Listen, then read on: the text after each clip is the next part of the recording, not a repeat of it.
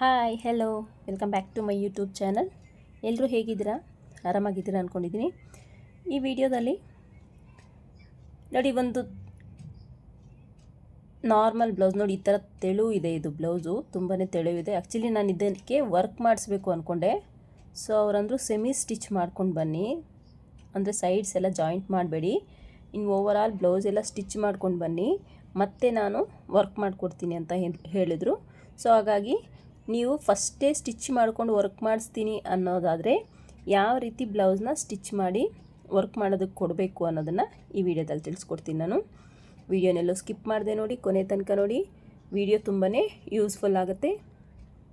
ಹಾಗೆಯೇ ಹೊಸದಾಗಿ ಯಾರು ನನ್ನ ವಿಡಿಯೋ ನೋಡ್ತಾ ಇದ್ದೀರಾ, ಪ್ಲೀಸ್ ಚಾನಲ್ನ ಸಬ್ಸ್ಕ್ರೈಬ್ ಮಾಡ್ಕೊಂಡು ವಿಡಿಯೋ ನೋಡಿ. ಹಾಗೆಯೇ ಪಕ್ಕದಲ್ಲಿರೋ ಬೆಲ್ ಐಕನ್ನ ಕ್ಲಿಕ್ ಮಾಡಿ ಆಲ್ ಹತ್ರ ಸೆಟ್ ಮಾಡಿದ್ರೆ ನಾನು ಹಾಕೋ ಪ್ರತಿಯೊಂದು ವಿಡಿಯೋ ನೋಟಿಫಿಕೇಷನು ನಿಮ್ಗೆ ಮುಂಚಿತವಾಗಿ ಬರುತ್ತೆ. ಹಾಗೆಯೇ ವಿಡಿಯೋ ಇಷ್ಟ ಆದರೆ ಒಂದು ಲೈಕ್ ಮಾಡಿ. ಬನ್ನಿ ವಿಡಿಯೋ ಸ್ಟಾರ್ಟ್ ಮಾಡೋಣ. ನೋಡಿ, ನಾರ್ಮಲ್ ಬ್ಲೌಸಲ್ಲಿ ನೀವು ಯಾವ ರೀತಿ ಬ್ಯಾಕ್ ಪಾರ್ಟ್ನ ಸ್ಟಿಚ್ ಮಾಡ್ಕೋತೀರೋ ಅದೇ ರೀತಿ ಸ್ಟಿಚ್ ಮಾಡ್ಕೊಳ್ಳಿ. ನಾನು ಇಲ್ಲಿ ಬಾಟಮಲ್ಲಿ ನೋಡಿ, ಬಾಟಮಲ್ಲಿ 1/2 ಇಂಚ್ ಮಾರ್ಜಿನ್ ಏನು ಬಿಟ್ಟಿದ್ದೀನೋ 1/2 ಇಂಚ್ ಮಾರ್ಜಿನ್ಗೆ ಸ್ಟಿಚ್ನ ಹಾಕ್ಕೊಳ್ತಾ ಇದ್ದೀನಿ. ಈ ರೀತಿ ನೀಟಾಗಿ ಸ್ಟಿಚ್ ಮಾಡ್ಕೋಬೇಕಾಗತ್ತೆ, ಆಯ್ತಲ್ಲ. ಮತ್ತು ಈ ಲೈನಿಂಗ್ನ ಈ ರೀತಿ ಓಪನ್ ಮಾಡಿ ಇಲ್ಲಿ ನೀವು ಕಿನಾರೆ ಸ್ಟಿಚ್ನ ಹಾಕ್ಕೊಳ್ಳಿ. ಇಲ್ಲಾಂದರೆ ನೀವು ಕಿನಾರೆ ಸ್ಟಿಚ್ ಹಾಕ್ಕೊಂಡಿಲ್ಲ ಅಂದ್ರೂ ಪರವಾಗಿಲ್ಲ, ಹಾಗೆಯೇ ನೆಕ್ಕಿಗೆ ಸ್ಟಿಚ್ ಹಾಕ್ಕೊಂಡು ನೀವು ನೆಕ್ಸ್ಟು ಅದನ್ನು ಬಟ್ಟೆನ ಉಲ್ಟಾ ಮಾಡಿಕೊಂಡು ಮತ್ತೆ ಬೇಕಾದ್ರೆ ಕಿನಾರೆ ಸ್ಟಿಚ್ನ ಹಾಕ್ಕೋಬೋದು. ಸೊ ನಾನು ಫಸ್ಟ್ ಇಲ್ಲಿ ಕಿನಾರೆ ಸ್ಟಿಚ್ಚು ಹಾಕ್ಕೊಳ್ತಿದ್ದೀನಿ ಈ ರೀತಿ.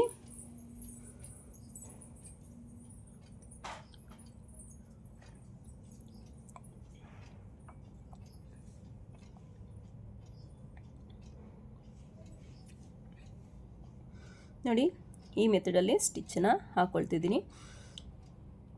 ಈಗ ಮತ್ತೆ ಈ ರೀತಿ ಹಾಕ್ಕೊಂಡು ನೀವು ನೆಕ್ಕಿಗೆ ಸ್ಟಿಚ್ ಅನ್ನೋದು ಹಾಕ್ಕೊಳ್ಳಿ. ಈ ರೀತಿ ನೀಟಾಗಿ ಸೆಟ್ ಮಾಡಿಕೊಂಡು ನೆಕ್ಕಿಗೆ ಸ್ಟಿಚ್ನ ಹಾಕ್ಕೊಳ್ಳಿ. 1/4 ಇಂಚ್ ಮಾರ್ಜಿನ್ಗೆ ನೀವು ಸ್ಟಿಚ್ ಹಾಕ್ಕೋಬೇಕಾಗತ್ತೆ. ಸೊ ತುಂಬಾ ಎಡ್ಜಿಗೆ ಹಾಕ್ಕೊಂಡ್ರೆ ನಿಮಗೆ ಬಟ್ಟೆ ಹಿಂಚ್ಕೊಳ್ಳುತ್ತೆ, ಸೊ ವರ್ಕ್ ನೀಟಾಗಿ ಬರೋದಿಲ್ಲ. ಹಾಗಾಗಿ ನೀವು 1/4 ಇಂಚ್ ಕರೆಕ್ಟಾಗಿ ಮಾರ್ಜಿನ್ಗೆ ಸ್ಟಿಚ್ ಹಾಕ್ಕೊಂಡು ನೀವು ನೆಕ್ನ ಉಲ್ಟಾ ಮಾಡ್ಕೋಬೇಕು. ಇಲ್ಲಿ ನಾನೇನು ಪೈಪಿಂಗ್ ಏನು ಕೊಡ್ತಿಲ್ಲ, ಸೊ ಇಲ್ಲಿ ವರ್ಕ್ ಮಾಡಿಸ್ಬೇಕು ಅಂದ್ಕೊಂಡಿದ್ದೀನಲ್ಲ, ಸೊ ಹಾಗಾಗಿ ನಾನಿಲ್ಲಿ ಪೈಪಿಂಗ್ ಏನು ಕೊಟ್ಟಿಲ್ಲ. ಈ ರೀತಿ ಸ್ಟಿಚ್ ಮಾಡಿಕೊಂಡು ನೆಕ್ನ ಎಕ್ಸ್ಟ್ರಾ ಇರೋ ಕ್ಲಾತ್, ಮೇನ್ ಪೀಸ್ ಎಕ್ಸ್ಟ್ರಾ ಇದೆಯಲ್ಲ, ಸೊ ಅದನ್ನೆಲ್ಲ ನೀಟಾಗಿ ಈ ರೀತಿ ಕಟ್ ಮಾಡ್ಕೊತಾ ಇದ್ದೀನಿ. ಈ ರೀತಿ ಕಟ್ ಮಾಡಿಕೊಂಡು ಅಲ್ಲಲ್ಲಿ ಕಟ್ ಮಾರ್ಕ್ಸ್ ಇಟ್ಟು ನೆಕ್ ಟರ್ನ್ ತಗೊಳ್ತಾ ಇದ್ದೀನಿ. ಈ ರೀತಿ ನೋಡಿ, ಈ ರೀತಿ ಕೇರ್ಫುಲ್ಲಾಗಿ ನೋಡಿ ಯಾವ ರೀತಿ ಅಂತ.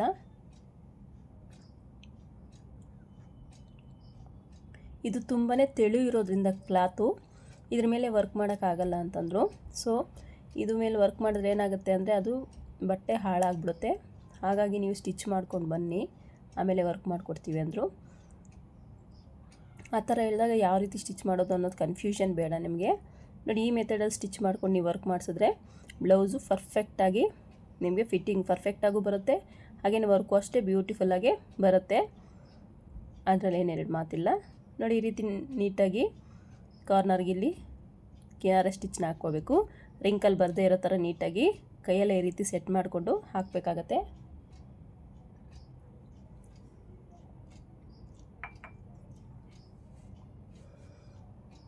ಈಗ ನೆಕ್ ಮೇಲೆ ರೆಡಿ ಸ್ಟಿಚ್ ಒಂದು ಹಾಕ್ಕೋಬೇಕು. ನೀಟಾಗಿ ಲೈನಿಂಗ್ ಕಾಣಿಸ್ದೇ ಇರೋ ಥರ ನೀಟಾಗಿ ಈ ರೀತಿ ಫೋಲ್ಡ್ ಮಾಡ್ಕೊಳ್ಳಿ. ಫೋಲ್ಡ್ ಮಾಡ್ಕೊಂಡು ಕರೆಕ್ಟಾಗಿ ಸ್ಟಿಚ್ ಅನ್ನೋದು ಹಾಕ್ಕೋಬೇಕು. ಬಟ್ಟೆ ರಿಂಕಲ್ಸ್ ಬರಬಾರ್ದು ನೆಕ್ ಹತ್ರ ಬಟ್ಟೆ. ನೋಡಿ, ಇಷ್ಟೇ ನೀಟಾಗಿ ಸ್ಟಿಚ್ನ ಹಾಕ್ಕೋಬೇಕಾಗತ್ತೆ.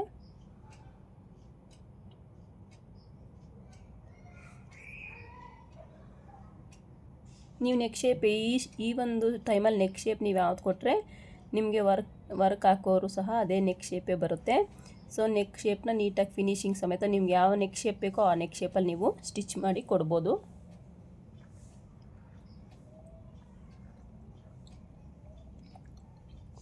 ನೋಡಿ ಎಷ್ಟು ನೀಟಾಗಿ ಬಂದಿದೆ.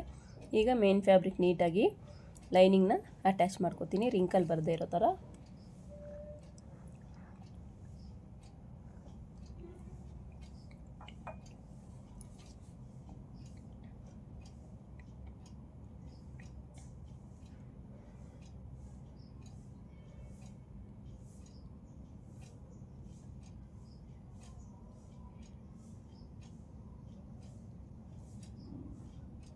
ನೋಡಿ ಸುತ್ತು ನಾನು ಲೈನಿಂಗ್ನ ಮೇನ್ ಫ್ಯಾಬ್ರಿಕ್ಗೆ ನೀಟಾಗಿ ಅಟ್ಯಾಚ್ ಮಾಡಿಕೊಂಡೆ.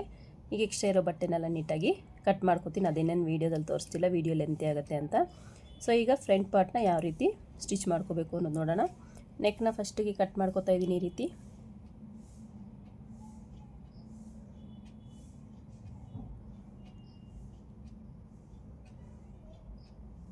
ಇದು ಓಪನ್ ಮಾಡ್ಕೊಂಡಿರಲಿಲ್ಲ ಈ ಸೈಡು, ಅದಕ್ಕೆ ಓಪನ್ ಮಾಡ್ಕೊತಾ ಇದ್ದೀನಿ.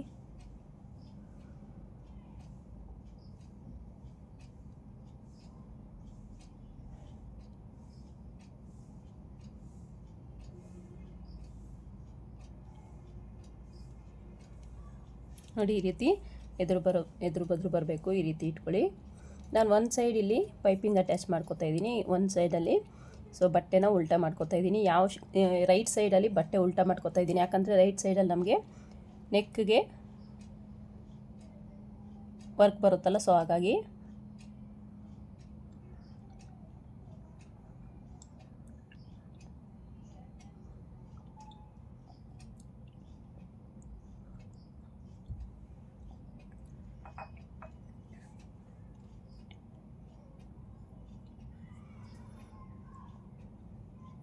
ಈ ರೀತಿ ನೀಟಾಗಿ 1/4 ಇಂಚ್ ಮಾರ್ಜಿನ್ಗೆ ಸ್ಟಿಚ್ ಹಾಕ್ಕೊಂಡು ಅಲ್ಲಲ್ಲಿ ಕಟ್ ಮಾರ್ಕ್ಸ್ ಇಟ್ಕೊಳ್ಳಿ.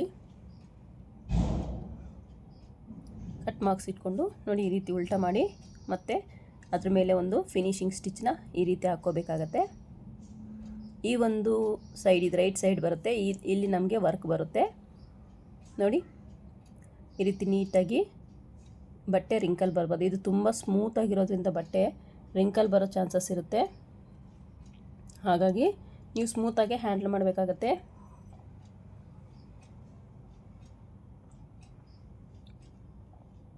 ಲೈನಿಂಗ್ನ ಮೇನ್ ಫ್ಯಾಬ್ರಿಕ್ಗೆ ನೀಟಾಗಿ ಈ ರೀತಿ ಅಟ್ಯಾಚ್ ಮಾಡ್ಕೊಳ್ಳಿ.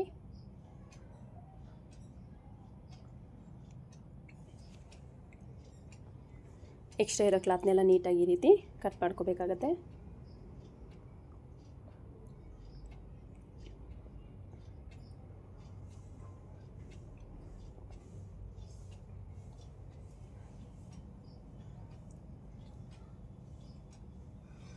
ಇಷ್ಟಾದಮೇಲೆ ಈಗ ನಮಗೆ ಇನ್ನೊಂದು ಸೈಡು ನೀವೇನಾದರೂ ಎದುರು ಬದ್ರು ಬರೋ ಥರ ಇಟ್ಕೊಂಡಿಲ್ಲ ಅಂದರೆ ಏನಾಗುತ್ತೆ ಅಂತ ಈಗ ತೋರಿಸ್ತೀನಿ ನೋಡಿ.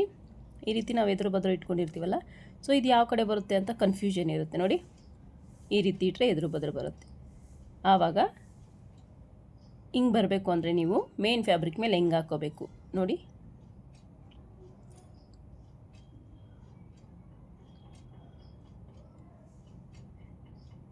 ಈ ರೀತಿ ಹಾಕ್ಕೊಂಡ್ರೆ, ಈ ರೀತಿ ಉಲ್ಟಾ ಮಾಡಿಕೊಂಡ್ರೆ ನಿಮ್ಗೆ ಹೆಂಗೆ ಬರುತ್ತೆ, ಎರಡು ಒಂದೇ ಸೈಡೇ ಬರುತ್ತೆ. ಕಾಣಿಸ್ತಿದೆಯಾ? ಈ ರೀತಿ ಬರಬಾರ್ದು. ಈ ರೀತಿ ಬರಬಾರ್ದಂದರೆ ಹೇಗೆ ಮಾಡ್ಕೋಬೇಕು ನೋಡಿ. ಫಸ್ಟ್ ಲೈನಿಂಗ್ ಹಾಕ್ಕೋಬೇಕು, ಅದ್ರ ಮೇಲೆ ಈ ರೀತಿ ಮೇನ್ ಫ್ಯಾಬ್ರಿಕ್ನ ಹಾಕ್ಕೊಳ್ಳಿ, ಆಯಿತಾ?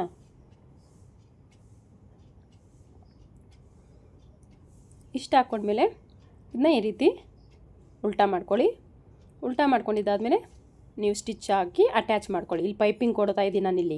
ಪೈಪಿಂಗ್ ಕೊಡೋದ್ರಿಂದ ನಾನು ಈ ರೀತಿ ಹಾಕ್ಕೊಂಡಿದ್ದೀನಿ. ವಿಸಿಬಲ್ ಪೈಪಿಂಗ್ ಕೊಡೋದ್ರಿಂದ, ಇನ್ವಿಸಿಬಲ್ ಪೈಪಿಂಗ್ ಕೊಡೋದಾದರೆ ನೀವು ಎದುರು ಬದ್ರು ಬರೋ ಥರ ಇಟ್ಕೊಂಡು ಒಂದೇ ಸಲ ಅಟ್ಯಾಚ್ ಮಾಡ್ಕೋಬೇಕಾಗುತ್ತೆ, ಅಲ್ಲೂ ನಿಮ್ಗೆ ಕನ್ಫ್ಯೂಷನ್ ಆಗುತ್ತೆ. ಸೊ ಹಾಗಾಗಿ ಫ್ರಂಟ್ ಪಾರ್ಟ್ ಅಟ್ಯಾಚ್ ಮಾಡ್ಕೋಬೇಕಾದ್ರೆ ನೀವು ಕೇರ್ಫುಲ್ಲಾಗಿ ಅಟ್ಯಾಚ್ ಮಾಡ್ಕೋಬೇಕಾಗತ್ತೆ.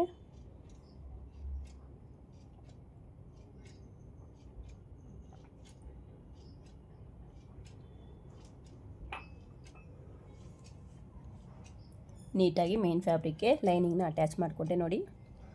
ಈಗ ಎಕ್ಸ್ಟ್ರಾ ಇರೋ ಕ್ಲಾತ್ನೆಲ್ಲ ನೀಟಾಗಿ ಕಟ್ ಮಾಡ್ಕೊತಾ ಇದ್ದೀನಿ ಈ ರೀತಿ. ಇದು ಒಂದು ಸ್ಲೀವ್ದು, ಈ ಕ್ಲಾತು ತುಂಬಾ ತೆಳು ಇದೆ. ಕಟ್ ಮಾಡಬೇಕಾದ್ರೂ ಅಷ್ಟೇ ಕೇರ್ಫುಲ್ಲಾಗಿ ಕಟ್ ಮಾಡ್ಕೊಳ್ಳಿ, ಯಾಕಂದರೆ ನಿಮಗೆ ಕತ್ರಿ ತುಂಬ ಶಾರ್ಪ್ ಇರುತ್ತಲ್ಲ, ಇದು ತುಂಬ ತೆಳು ಇರೋದಕ್ಕೆ ಬಟ್ಟೆ ನೋಡಿ ಕರೆಕ್ಟಾಗಿ ನನಗೆ ಎದುರು ಬದ್ರು ಬರೋ ಥರ ಬಂದಿದೆ ನೋಡಿ ಫ್ರಂಟು. ಈಗ ನಾನು ಇದಕ್ಕೆ ನೆಕ್ಗೆ ಪೈಪಿಂಗ್ ಕೊಡಬೇಕು ಅಂದ್ಕೊಂಡಿದ್ದೀನಿ. ಸೊ ಪೈಪಿಂಗ್ ನಾನು ಈಗಲೇ ಕೊಡೋಣ ಅಂತ ತೊಗೊಂಡೆ. ಸೊ ಬೇಡ ಅಂದ್ಬಿಟ್ಟು ನಾನು ಉಕ್ಸ್ಪಟ್ಟಿ, ಕಾಜಾಪಟ್ಟಿ, ರಿಂಗ್ ಪಟ್ಟಿ, ಉಕ್ಸ್ಪಟ್ಟಿ ಆದಮೇಲೆ ಅಟ್ಯಾಚ್ ಮಾಡೋಣ ಅಂದ್ಕೊಂಡು ಅಟ್ಯಾಚ್ ಮಾಡಲಿಲ್ಲ ನಾನೀಗ.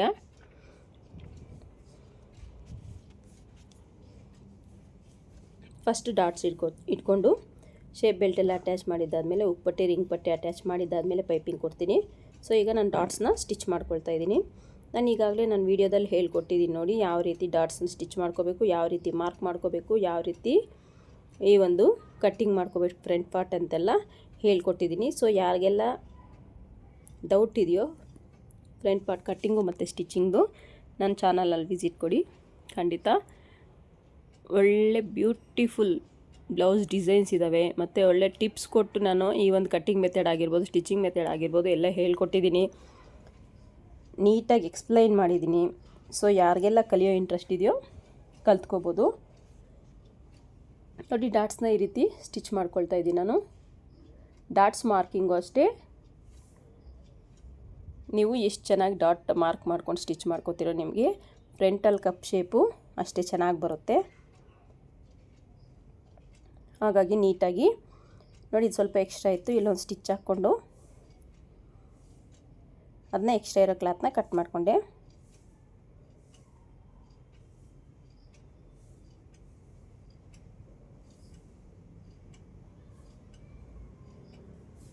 ಈಗ ಶೇಪ್ ಬೆಲ್ಟ್ನ ಸ್ಟಿಚ್ ಮಾಡ್ಕೊಳ್ಳೋಣ ಅಂತ ತಗೊಂಡೆ. ನೋಡಿ ಶೇಪ್ ಬೆಲ್ಟು ಅಷ್ಟೇ ನಾನು ಕ್ಲಾತ್ ಕಟ್ ಮಾಡಿರಲಿಲ್ಲ. ನೋಡಿ ಬಟ್ಟೆ ಎಷ್ಟು ಸ್ಮೂತಾಗಿದೆ ಅಂದರೆ ಇದು ಒಂಥರ ಮುಟ್ಕೊಂಡ್ರೆ ಬೆಣ್ಣೆ ಥರ ಇದೆ ಕ್ಲಾತು.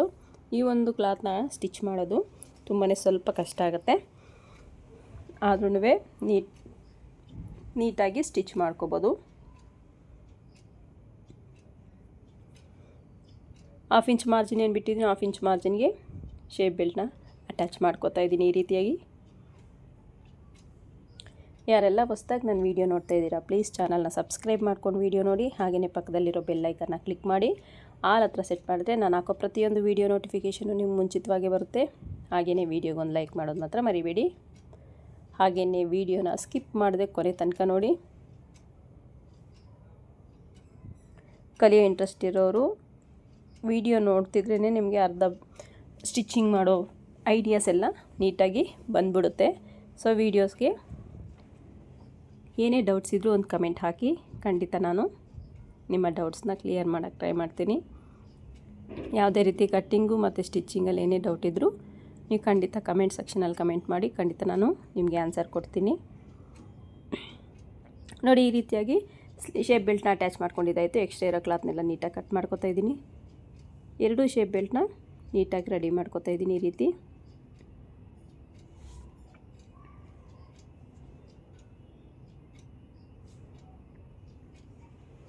ನೋಡಿ ಶೇಪ್ ಬೆಲ್ಟಲ್ಲಿ ಫ್ರಂಟ್ ಸೈಡು ಸ್ವಲ್ಪ ಕ್ರಾಸಾಗಿ ನಾನು 1/4 ಇಂಚು ಕಟ್ ಮಾಡ್ತೀನಿ. ಆ ರೀತಿ ಕಟ್ ಮಾಡ್ಕೊಳ್ಳೋದ್ರಿಂದ ನಿಮಗೆ ಫ್ರಂಟಲ್ಲಿ ಶೇಪ್ ನೀಟಾಗಿ ಬರುತ್ತೆ ಈ ಉಕ್ಸ್ಪಟ್ಟಿ ಕಾಜಾಪಟ್ಟಿ ಹತ್ರ. ಹಾಗಾಗಿ ನಾನು 1/4 ಇಂಚ್ ಕ್ರಾಸಾಗಿ ಕಟ್ ಮಾಡ್ತೀನಿ. ಮತ್ತು ಫ್ರಂಟಲ್ಲೂ ಅಷ್ಟೇ ಒಂದು 1/4 ಇಂಚ್ ಎಕ್ಸ್ಟ್ರಾ ಶೇಪ್ ಬೆಲ್ಟಿಗೆ ಮುಂದಕ್ಕೆ ಬಿಟ್ಟು ನಾನು ಅಟ್ಯಾಚ್ ಮಾಡ್ತೀನಿ. ನೋಡಿ ಕಾಣಿಸ್ತಿರ್ಬೋದು ನಿಮ್ಗೆ ವೀಡಿಯೋದಲ್ಲಿ. ಈ ರೀತಿ ಅಟ್ಯಾಚ್ ಮಾಡೋದ್ರಿಂದ ನಿಮಗೆ ಫ್ರಂಟಲ್ಲಿ ಶೇಪ್ ಚೆನ್ನಾಗಿ ಬರುತ್ತೆ. ನಾನು ಯಾವಾಗಲೂ ಶೇಪ್ ಬೆಲ್ಟ್ ಅಟ್ಯಾಚ್ ಕಟ್ಟಿಂಗ್ ಮಾಡ್ಕೋಬೇಕಾದ್ರೆ ಏನು ಮಾಡ್ತೀನಿ ಅಂದರೆ ಒಂದು 1/2 ಇಂಚ್ ಎಕ್ಸ್ಟ್ರಾನೇ ಕಟ್ ಮಾಡ್ಕೋತೀನಿ. ಸ್ಟಿಚಿಂಗ್ ಆದಮೇಲೆ ನಾನು ಅದನ್ನ ಎಕ್ಸ್ಟ್ರಾ ಇರೋದನ್ನ ಕ್ಲಾತ್ನೆಲ್ಲ ಕಟ್ ಮಾಡಿಬಿಡ್ತೀನಿ. ಸೊ ಯಾವಾಗೂ ಸಾಲದೆ ನಾನು ಕಟ್ ಮಾಡ್ಕೊಳ್ಳೋ ಒಂದು 1/2 ಇಂಚ್ ಎಕ್ಸ್ಟ್ರಾನೇ ಕಟ್ ಮಾಡಿಕೊಂಡು ಸ್ಟಿಚ್ನ ಮಾಡ್ಕೋತೀನಿ. ನೋಡಿ ನೀಟಾಗಿ ಈ ರೀತಿ ಫೋಲ್ಡ್ ಮಾಡ್ಕೊಳ್ಳಿ.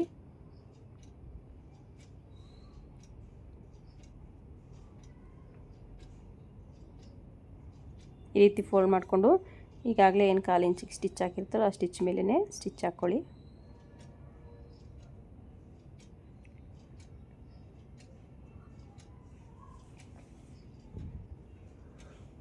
ಇದು ಕ್ರೇಪ್ ಸಿಲ್ಕ್ ಸ್ಯಾರಿ, ಈಗ ಟ್ರೆಂಡಿಂಗಲ್ಲಿರೋ ಸ್ಯಾರಿ ಇದು ಕ್ರೇಪ್ ಸಿಲ್ಕು.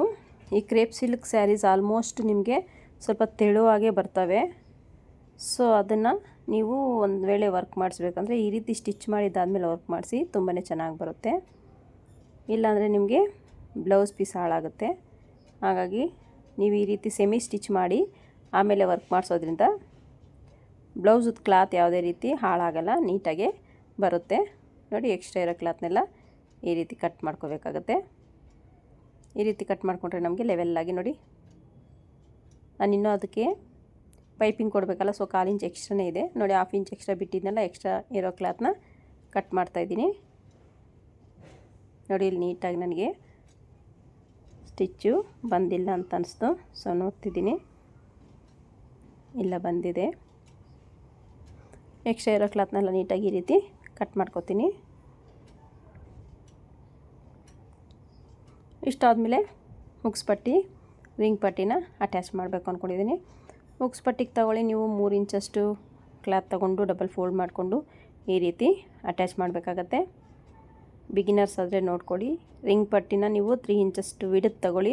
ಉದ್ದ ನಿಮ್ಮದು ಈ ಒಂದು ಬ್ಲೌಸ್ದು ಫ್ರಂಟ್ ಪಾರ್ಟಲ್ಲಿ ಎಷ್ಟು ಉದ್ದ ಇದೆ ಅಂತ ಚೆಕ್ ಮಾಡಿಕೊಂಡು ಅಷ್ಟುದ್ದ ಕ್ಲಾತ್ನ ತಗೋಬೇಕಾಗತ್ತೆ.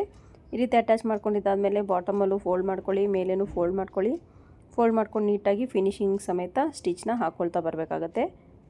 ನೀವು ಮೇಲೆ ಪೈಪಿಂಗ್ ಅಟ್ಯಾಚ್ ಮಾಡಿಲ್ಲ ಅನ್ನೋದಾದರೆ ಮೇಲೆ ಫೋಲ್ಡಿಂಗ್ ಮಾಡೋ ನೆಸೆಸಿಟಿ ಇರಲ್ಲ. ಬಾಟಮಲ್ಲಿ ಮಾತ್ರ ಫೋಲ್ಡ್ ಮಾಡಿ ನೀವು ಸ್ಟಿಚ್ ಮಾಡ್ಕೋಬೋದು.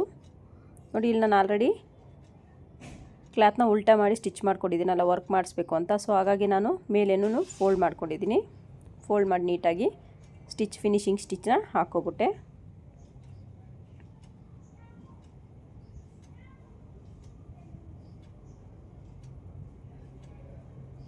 ನೋಡಿ, ಈಗ ಹುಕ್ಸ್ ಪಟ್ಟಿಗೆ ಕ್ಲಾತ್ನ ತಗೋತಾ ಇದ್ದೀನಿ. ಹುಕ್ಸ್ ಪಟ್ಟಿಗೆ ಕ್ಲಾತ್ನ ತೊಗೊಳ್ತೀನಿ 1.5 ಇಂಚಷ್ಟು. 1.5 ಇಂಚಷ್ಟು ತೊಗೊಂಡು ಡಬಲ್ ಫೋಲ್ಡ್ ಮಾಡಿ ಈ ರೀತಿ ಸ್ಟಿಚ್ ಮಾಡ್ಕೋಬೇಕು.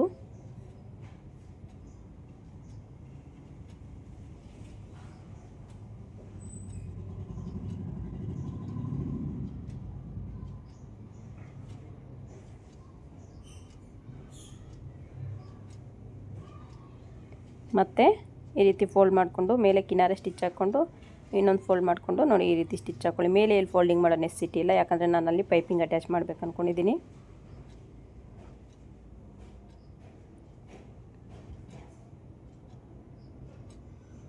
ನೋಡಿ, ನೆಕ್ ನನಗಿನ್ನು ಸ್ವಲ್ಪ ಬಿಡ್ತಬೇಕು ಅನಿಸ್ತು. ಸೊ ಹಾಗಾಗಿ ನಾನು ಇನ್ನೊಂದು ಸ್ಟಿಚ್ ಹಾಕ್ಕೊಂಡು ಸ್ವಲ್ಪ ಕ್ಲಾತ್ನ ಕಟ್ ಮಾಡಿಕೊಂಡೆ.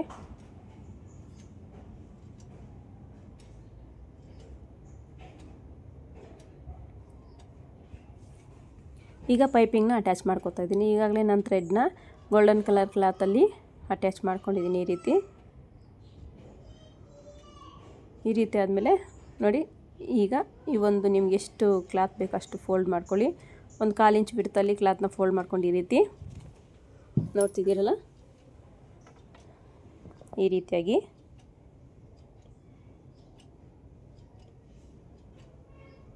ಇಷ್ಟು ಫೋಲ್ಡ್ ಮಾಡ್ಕೊಂಡಿದ್ದಾದಮೇಲೆ ಈಗ ಎಕ್ಸ್ಟ್ರಾ ಇದ್ದರೆ ಕ್ಲಾತ್ ಕಟ್ ಮಾಡ್ಕೊಳ್ಳಿ, ಇಲ್ಲಾಂದರೆ ಅದನ್ನು ಇನ್ನೊಂದು ಡಬಲ್ ಫೋಲ್ಡ್ ಮಾಡಿ ಸ್ಟಿಚ್ ಮಾಡ್ಕೊಳ್ಳಿ. ಈ ರೀತಿ ಪೈಪಿಂಗ್ ಅಟ್ಯಾಚ್ ಮಾಡ್ಕೊಳ್ಳೋದ್ರಿಂದ ನಿಮಗೆ ಫಿನಿಶಿಂಗ್ ತುಂಬಾ ಚೆನ್ನಾಗಿರುತ್ತೆ. ಪೈಪಿಂಗು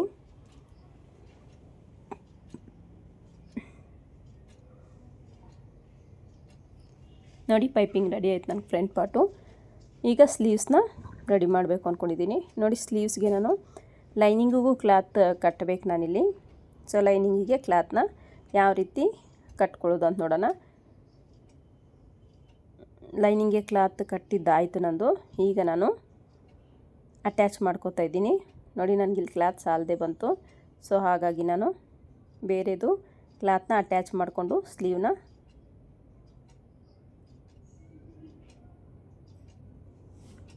ಈ ರೀತಿಯಾಗಿ ಅಟ್ಯಾಚ್ ಮಾಡ್ಕೋತಾ ಇದ್ದೀನಿ. ಯಾಕೋ ಸ್ಟಿಚ್ ನೀಟಾಗಿ ಬಂದಿಲ್ಲ.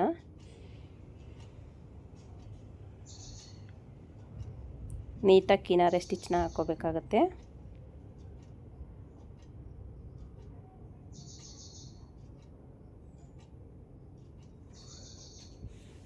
ಎರಡು ಸ್ಲೀವ್ಗೆ ನೀಟಾಗಿ ಈ ಥರ ಕಿನಾರೆ ಸ್ಟಿಚ್ ಹಾಕ್ಕೊಂಡು ಎರಡು ಸ್ಲೀವ್ನ ರೆಡಿ ಮಾಡ್ಕೋಬೇಕು.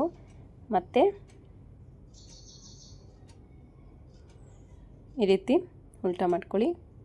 ಉಲ್ಟಾ ಮಾಡ್ಕೊಂಡು ನೀಟಾಗಿ ಲೈನಿಂಗ್ಗೆ ಮೇನ್ ಫ್ಯಾಬ್ರಿಕ್ಗೆ ನೀಟಾಗಿ ಅಟ್ಯಾಚ್ ಮಾಡ್ಕೋಬೇಕಾಗತ್ತೆ. ಈ ರೀತಿ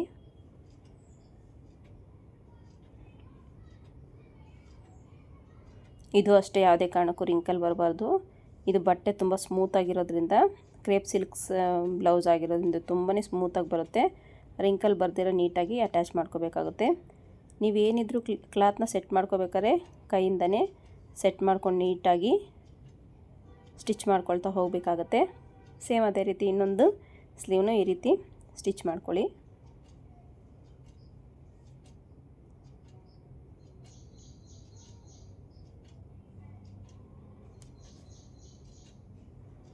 ನೋಡಿದ್ರಲ್ಲ, ಈ ರೀತಿ ನೀಟಾಗಿ ಸ್ಟಿಚ್ ಮಾಡಿಕೊಂಡು ಎಕ್ಸ್ಟ್ರಾ ಕ್ಲಾತ್ನೆಲ್ಲ ನೀಟಾಗಿ ಕಟ್ ಮಾಡ್ಕೋಬೇಕಾಗತ್ತೆ.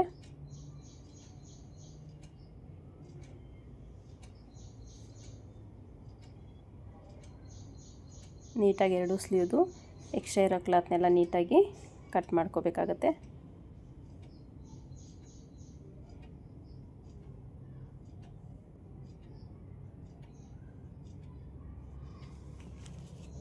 ಆಯ್ತಲ್ಲ, ಈ ರೀತಿ ನೀಟಾಗಿ ನೋಡಿ ಎರಡು ಸ್ಲೀವ್ಸ್ದು ಕಟ್ ಮಾಡ್ಕೊಂಡೆ ಕ್ಲಾತ್, ಎಕ್ಸ್ಟ್ರಾ ಕ್ಲಾತ್ ಎಲ್ಲ ನೋಡಿ ಎಷ್ಟು ಪರ್ಫೆಕ್ಟಾಗಿ ಯಾವುದೇ ರೀತಿ ರಿಂಕಲ್ ಬಂದಿದೆ ಅಂತ.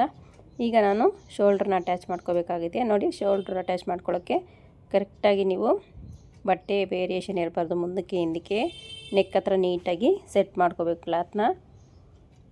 ಈ ರೀತಿ ಸೆಟ್ ಮಾಡಿಕೊಂಡು 1/2 ಇಂಚ್ ಮಾರ್ಜಿನ್ಗೆ ಡಬಲ್ ಸ್ಟಿಚ್ ಹಾಕ್ಕೊಂಡು ಶೋಲ್ಡ್ರನ್ನ ಅಟ್ಯಾಚ್ ಮಾಡ್ಕೋಬೇಕು. ಆಯಿತಾ, ಎರಡೂ ಕಡೆ ಶೋಲ್ಡ್ರನ್ನ ನೀಟಾಗಿ ಈ ರೀತಿ ಅಟ್ಯಾಚ್ ಮಾಡ್ಕೊಳ್ಳಿ.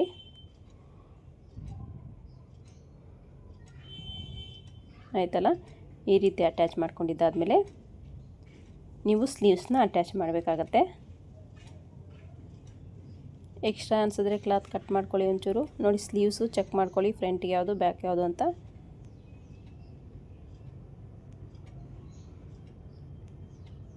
ಈ ರೀತಿ ಚೆಕ್ ಮಾಡ್ಕೊಂಡಿದ್ದಾದಮೇಲೆ 1/2 ಇಂಚ್ ಮಾರ್ಜಿನ್ ಏನು ಬಿಟ್ಟಿರ್ತಾರೋ 1/2 ಇಂಚ್ ಮಾರ್ಜಿನ್ಗೆ ಸ್ಟಿಚ್ ಹಾಕ್ಕೊಳ್ತಾ ಹೋಗಬೇಕಾಗತ್ತೆ. ಡಬಲ್ ಸ್ಟಿಚ್ ಹಾಕ್ಕೊಳ್ಳಿ ಸ್ಲೀವ್ ಅಟ್ಯಾಚ್ ಮಾಡ್ಬೇಕಾದ್ರೆ. ಡಬಲ್ ಸ್ಟಿಚ್ ಹಾಕ್ಕೊಂಡಿದ್ದಾದಮೇಲೆ ನಾನಿಲ್ಲಿ ಓವರ್ಲಾಕ್ ಮಾಡ್ಕೋತಾ ಇಲ್ಲ. ಓವರ್ಲಾಕ್ ಮಾಡಿಕೊಂಡ್ರೆ ಕ್ಲಾತ್ ತುಂಬಾ ತಿಕ್ಕಾಗಿಬಿಡುತ್ತೆ. ಹಾಗಾಗಿ ನಾನು ಓವರ್ಲಾಕ್ ಮಾಡಿಲ್ಲ. ಓವರ್ಲಾಕ್ ಮಾಡಿದಿರೇ ವರ್ಕ್ ಮಾಡೋಕ್ಕೆ ಕೊಟ್ಟೆ.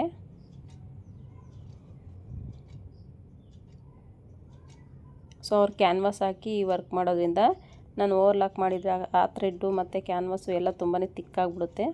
ಹಾಗಾಗಿ ನಾನು ಓವರ್ಲಾಕ್ ಆರ್ಮೋಲ್ಗೇನು ಸ್ಲೀವ್ ಅಟ್ಯಾಚ್ಗೇನು ಓವರ್ಲಾಕ್ ಮಾಡಿಲ್ಲ, ಹಾಗೆಯೇ ಕೊಟ್ಟು ಕಳಿಸ್ದೆ.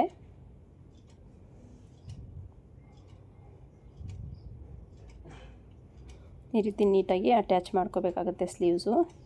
ಕರೆಕ್ಟಾಗಿ ಶೋಲ್ಡ್ರ್ ಹತ್ರ ನೀವು ಅಟ್ಯಾಚ್ ಏನು ಮಾಡಿರ್ತೀರೋ ಅಟ್ಯಾಚಿಂದ ಕರೆಕ್ಟಾಗಿ ನ್ಯಾಚ್ ಪಾಯಿಂಟ್ ಫ್ರಂಟ್ದು ಸ್ಲೀವ್ಸ್ದು ನ್ಯಾಚ್ ಪಾಯಿಂಟು ಶೋಲ್ಡ್ರ್ ಹತ್ರ ಕರೆಕ್ಟಾಗಿ ಬರಬೇಕು. ಆಗಲೇ ನಿಮಗೆ ಸ್ಲೀವ್ ಫಿಟ್ಟಿಂಗು ಅಷ್ಟೇ ತುಂಬ ಚೆನ್ನಾಗಿ ಬರುತ್ತೆ.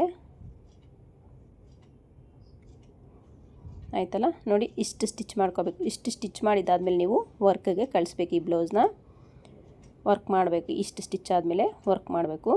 ನೋಡಿ, ಇದು ಸೆಮಿ ಸ್ಟಿಚ್ ಆಗಿದೆ, ಸೈಡ್ಸ್ ಎಲ್ಲ ಅಟ್ಯಾಚ್ ಮಾಡಿಲ್ಲ.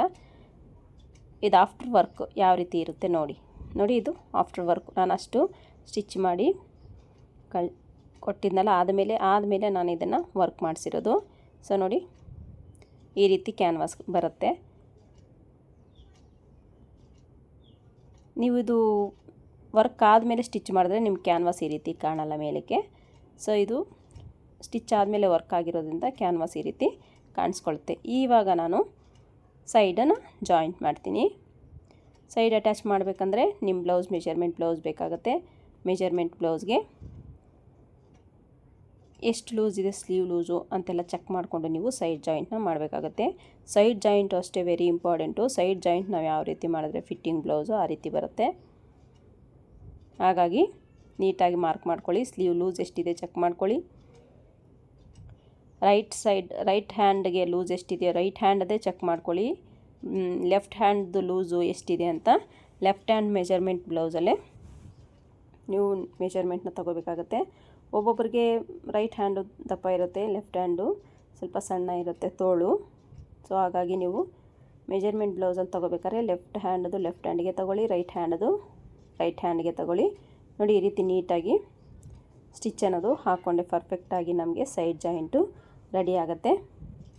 ಇನ್ನೊಂದು ಸೈಡ್ ಸೇಮ್ ಅದೇ ರೀತಿಯಾಗಿ ಸೈಡ್ ಜಾಯಿಂಟ್ನ ಮಾಡ್ಕೋತಾ ಇದ್ದೀನಿ.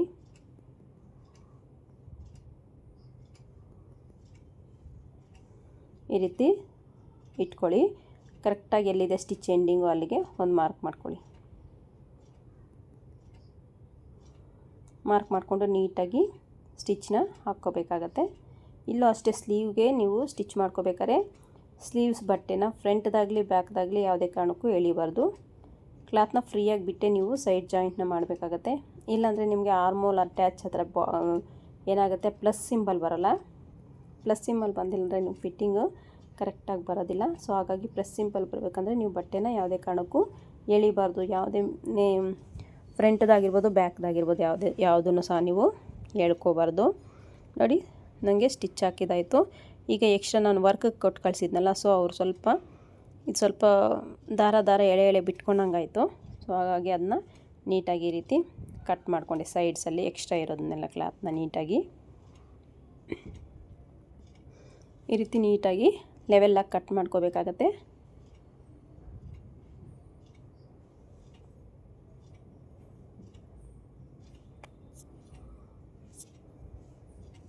ಈ ರೀತಿ ಒಂದು ಸ್ಟಿಚ್ ಮಾಡ್ಕೊಂಡಿದ್ದಾಯ್ತು ನಂದು.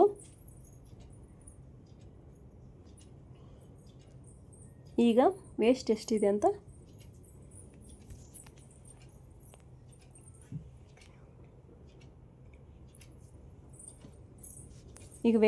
ಅಂತ ಚೆಕ್ ಮಾಡ್ತಾಯಿದ್ದೀನಿ. ನಾನಿನ್ನು ಡಾಟ್ಸ್ನ ಸ್ಟಿಚ್ ಮಾಡ್ಕೊಂಡಿಲ್ಲ. ಸೊ ವೇಸ್ಟ್ ಚೆಕ್ ಮಾಡಿದ್ದಾದಮೇಲೆ ಡಾಟ್ಸ್ ಎಷ್ಟು ಸ್ಟಿಚ್ ಮಾಡಬೇಕು ಅಂತ ಮಾರ್ಕ್ ಮಾಡಿಕೊಂಡೆ. ಸೊ ಈಗ ಡಾಟ್ಸ್ನ ಸ್ಟಿಚ್ ಮಾಡ್ತಾಯಿದ್ದೀನಿ ಈ ಮೆಥಡಲ್ಲಿ. 1/2 ಇಂಚ್ ಮಾರ್ಜಿನ್ಗೆ ಡಾಟ್ಸ್ನ ಸ್ಟಿಚ್ ಮಾಡ್ಕೋಬೇಕಾಗತ್ತೆ. ಅದು ಕಂಪಲ್ಸರಿ. 1/2 ಇಂಚ್ ಮಾರ್ಜಿನ್ ಇಲ್ಲ ಅಂದರೆ ನಿಮಗೆ ಈ ಒಂದು ಚೆಸ್ಟ್ ಪ್ರೆಸ್ ಆದಂಗಿರುತ್ತೆ, ನಿಮಗೆ ಚೆಸ್ಟ್ ಹತ್ರ ಕಂಫರ್ಟಬಲ್ ಆಗಿರಲ್ಲ. ನೀವು ಡಾಟ್ಸ್ ಹಿಡಿಯೋದು ಸಹ ಫ್ರಂಟಿಗೆ ಎಫೆಕ್ಟ್ ಆಗುತ್ತೆ. ಡಾಟ್ಸು ನೀವು 1/2 ಇಂಚ್ ಕಂಪಲ್ಸರಿ ಹಿಡಿಲೇಬೇಕಾಗತ್ತೆ. ಈ ರೀತಿ ಡಾಟ್ಸ್ನ ಇಟ್ಕೊಂಡೆ. ಈಗ ವೇಸ್ಟ್ ಒಂದು ಸಲ ಚೆಕ್ ಮಾಡ್ಕೊಳ್ಳಿ. ಈ ಒಂದು ಸ್ಟೇಜಲ್ಲೂ ವೇಸ್ಟ್ನ ಚೆಕ್ ಮಾಡ್ಕೋಬೇಕಾಗತ್ತೆ. ಚೆಕ್ ಮಾಡಿಕೊಂಡು ನೀವು ಕರೆಕ್ಟಾಗಿದ್ದರೆ ನೆಕ್ಸ್ಟ್ ಎಕ್ಸ್ಟ್ರಾ ಸ್ಟಿಚಸನ್ನು ಹಾಕ್ಕೋಬೇಕಾಗತ್ತೆ. ನೋಡಿ, ಡಾಟ್ದು ಮಾರ್ಕ್ ಸರಿಯಾಗಿ ಬಂದಿಲ್ಲ ಸ್ಟಿಚ್ಚು. ಸೊ ಇನ್ನೊಂದು ಸ್ಟಿಚ್ ಹಾಕ್ಕೊಂಡು ನಾನಿಲ್ಲಿ ಡಾಟ್ಸ್ನ ಕಂಪ್ಲೀಟ್ ಮಾಡಿಕೊಂಡೆ. ವೇಸ್ಟ್ ಇನ್ನೊಂದು ಸಲ ಚೆಕ್ ಮಾಡ್ಕೋತೀನಿ. ವೇಸ್ಟ್ ಮೆಜರ್ಮೆಂಟು ನಮ್ಮ ಅಳತೆ ಬ್ಲೌಸ್ಗೆ ಕರೆಕ್ಟಾಗಿ ಬಂದಿದೆಯಾ ಅಂತ ಒಂದು ಸಲ ಚೆಕ್ ಮಾಡ್ಕೋತೀನಿ ಈ ಮೆಥಡಲ್ಲಿ. ನೋಡಿ, ನನಗಿನ್ನು ಸ್ವಲ್ಪ ವೇಸ್ಟಲ್ಲಿ ಸ್ವಲ್ಪ ಲೂಸ್ ಆಯಿತು. ಇನ್ನೊಂದು ಸ್ವಲ್ಪ ಸ್ಟಿಚ್ನ ಹಾಕಿದೆ. ಸೊ ಈ ಡಾಟ್ಸಲ್ಲಿ ನೀವೇನಾದ್ರು ಡಬಲ್ ಸ್ಟಿಚ್ ಹಾಕಿದ್ದೀರಾ ಅಂದರೆ ನಿಮಗೆ ಒಂದು ವೇಳೆ ನಿಮಗೆ ಏನಾದರೂ ಟೈಟ್ ಅನಿಸಿದ್ರೆ ಆ ಡಾಟ್ಸ್ ಹತ್ರ ಇರೋ ಸ್ಟಿಚ್ ಬಿಚ್ಕೊಂಡ್ರೆ ಸಾಕು. ಸೈಡ್ ಹತ್ರ ಸ್ಟಿಚ್ ಬಿಚ್ಕೋಬೇಕು ನೀವು ಅಂದರೆ ನೀವು ಹ್ಯಾಂಡಿಂದ ಹಿಡಿದು ವೇಸ್ಟ್ವರೆಗೂ, ಸೊಂಟದಿಂದ ಹ್ಯಾಂಡ್ವರೆಗೂ ಬಿಡಿಸ್ಕೊಂಡ್ರೆ ನಿಮಗೆ ಬ್ಲೌಸ್ ಫಿನಿಶಿಂಗ್ ಚೆನ್ನಾಗಿರುತ್ತೆ. ಸೊ ಹಾಗಾಗಿ ನಿಮಗೇನಾದರೂ ಟೈಟ್ ಆದರೆ ಡಾಟ್ಸ್ ಹತ್ರ ಹಿಡಿದಿರೋದನ್ನು ಎಕ್ಸ್ಟ್ರಾ 2 ಸ್ಟಿಚ್ ಏನಾದರೂ ಹಾಕಿದರೆ ಒಂದು ಸ್ಟಿಚ್ನ ರಿಮೂವ್ ಮಾಡಿಕೊಂಡ್ರೆ ನಿಮಗೆ ಫ್ರೀಯಾಗಿರುತ್ತೆ ಬ್ಲೌಸು. ನೋಡಿ, ಈಗ ನನಗೆ ವೇಸ್ಟ್ ಮೆಜರ್ಮೆಂಟ್ ಕರೆಕ್ಟಾಗಿ ಬಂತು. ಇನ್ನು ಎಕ್ಸ್ಟ್ರಾ ಸ್ಟಿಚಸ್ಸು ನೀವು ಸೈಡ್ ಅಟ್ಯಾಚ್ ಮಾಡಿದಾದಮೇಲೆ ಮಿನಿಮಮ್ ಅಂದರೆ 3 ಇಂದ 4 ಎಕ್ಸ್ಟ್ರಾ ಸ್ಟಿಚಸ್ನ ಹಾಕ್ಕೋಬೇಕಾಗತ್ತೆ. ನಾನಿಲ್ಲಿ ಎಕ್ಸ್ಟ್ರಾ ಸ್ಟಿಚಸ್ನ ಹಾಕ್ಕೋತಾ ಇದ್ದೀನಿ ಈ ರೀತಿಯಾಗಿ. ನಮ್ಮ ಒಂದು ಚಾನಲಲ್ಲಿ ನಿಮ್ಗೆ ಯಾರೆಲ್ಲ ಕಲಿಯೋ ಇಂಟ್ರೆಸ್ಟ್ ಇದೆಯೋ ತುಂಬಾ ನೀಟಾಗಿ ಈಸಿ ಮೆಥಡಲ್ಲಿ ನಾನು ಬ್ಲೌಸ್ ಕಟ್ಟಿಂಗ್ಸ್ನ ಹೇಳ್ಕೊಟ್ಟಿದ್ದೀನಿ, ಸ್ಟಿಚಿಂಗ್ನ ಹೇಳ್ಕೊಟ್ಟಿದ್ದೀನಿ. ಸೊ ಯಾರಿಗೆಲ್ಲ ಇಂಟ್ರೆಸ್ಟ್ ಇದೆಯೋ, ಕಲಿಯೋ ಇಂಟ್ರೆಸ್ಟು, ಪ್ಲೀಸ್ ನಮ್ಮ ಚಾನಲ್ಗೆ ಒಂದು ಸಲ ವಿಸಿಟ್ ಮಾಡಿ, ವೀಡಿಯೋಸ್ನ ಒಂದು ಸಲ ಚೆಕ್ ಮಾಡಿ. ನಿಮಗೆ ತುಂಬಾ ಯೂಸ್ಫುಲ್ ಆಗುತ್ತೆ ಅನ್ನೋದು ನನ್ನ ಅಭಿಪ್ರಾಯ. ವಿಡಿಯೋ ಇಷ್ಟ ಆದರೆ ಒಂದು ಲೈಕ್ ಮಾಡಿ. ಹಾಗೆಯೇ ಯಾರಾದರೂ ಕಲಿತಾ ಇದ್ದಾರೆ ನಿಮ್ಮ ಫ್ಯಾಮಿಲಿಯಲ್ಲಿ, ಫ್ರೆಂಡ್ಸಲ್ಲಿ ಅಂದರೆ ಅವರಿಗೆ ಶೇರ್ ಮಾಡಿ. ಚಾನಲ್ನ ಸಬ್ಸ್ಕ್ರೈಬ್ ಮಾಡ್ಕೊಳ್ಳಿ. ವಿಡಿಯೋ ನೋಡಿ ಸಪೋರ್ಟ್ ಮಾಡಿ. ಈ ರೀತಿ ಎರಡೂ ಸೈಡು ನಾನು 4 ಸ್ಟಿಚ್ ಹಾಕ್ಕೊಂಡು ಬ್ಲೌಸ್ನ ಈ ರೀತಿಯಾಗಿ ಕಂಪ್ಲೀಟ್ ಮಾಡ್ಕೋತಾ ಇದ್ದೀನಿ.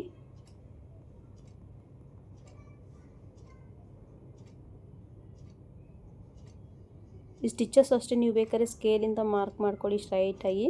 ಆ ಮಾರ್ಕ್ ಮೇಲೇ ಸ್ಟಿಚ್ ಮಾಡ್ಕೊಳ್ಳಿ, ಆಗಲೂ ನಿಮಗೆ ಪರ್ಫೆಕ್ಟಾಗಿ ಸ್ಟಿಚಿಂಗು ಸ್ಟ್ರೈಟಾಗಿ ಬರುತ್ತೆ. ಇಲ್ಲಾಂದರೆ ನೀವು ಹಾಗೇ ಸ್ಟಿಚ್ ಮಾಡ್ಬೋದು.